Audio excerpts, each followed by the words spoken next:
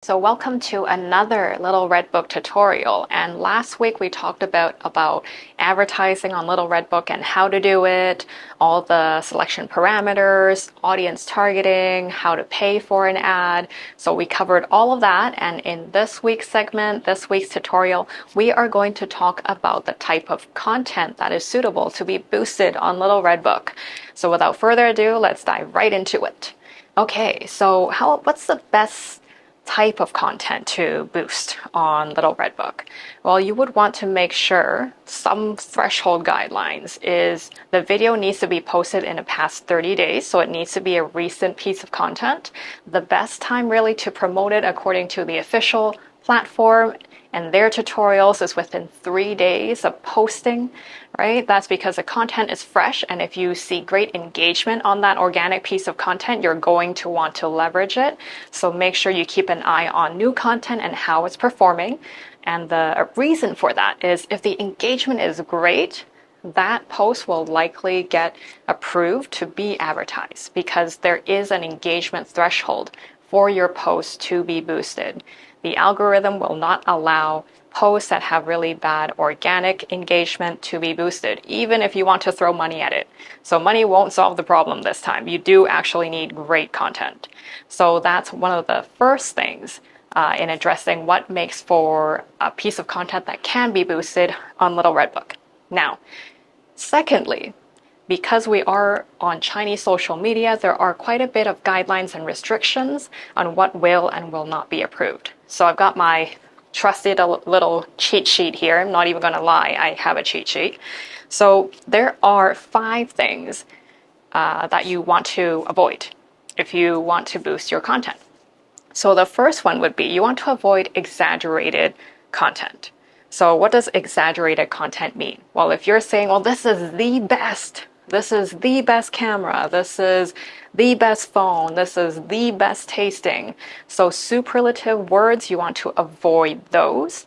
And then along the same lines, you also don't want to over exaggerate the result of a product.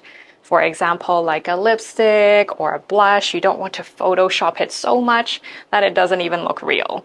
So while this may be acceptable on, say, Western social media, overly Photoshopped visuals are not going to be approved to be boosted on Little Red Book. So that's avoiding exaggerated content. Now, number 2, visuals that are inappropriate.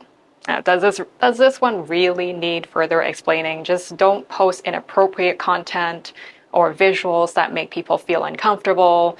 Don't be overly revealing in your photos and your videos. And that's one key thing. The second thing to avoid if you want to boost your content on Little Red Book. Now, the third thing, so forced comparisons would be the direct translation. So what does this mean? If you are just randomly saying, well, these perfumes, all of them taste, or not taste, but they smell great, and I'm going to give them a rating. Well, you're no scientist, so that would be a forced comparison because it's you, there's no factual comparison. So if you really want to do a comparison, it better be a factual one. So how can you do a factual comparison of, say, skincare products? If you have sunscreens from 6 different brands, then you can compare their ingredients because that is a factual thing. It is something printed on the product. So you are comparing the facts and the ingredients and not actually making up a rating just based on your experience. So that would be the third thing to avoid, forced comparisons of products and content and experiences. So make sure you're comparing based on facts. Now, the fourth one would be a big one. And a lot of people want to sell on Chinese social media, but you should not include anything that says discounts, limited time sales. Well, if you group buy, so if you have a group of 10 friends and you buy together, then you get this big discount. So you want to avoid this type of verbiage as well in a post that you want to promote.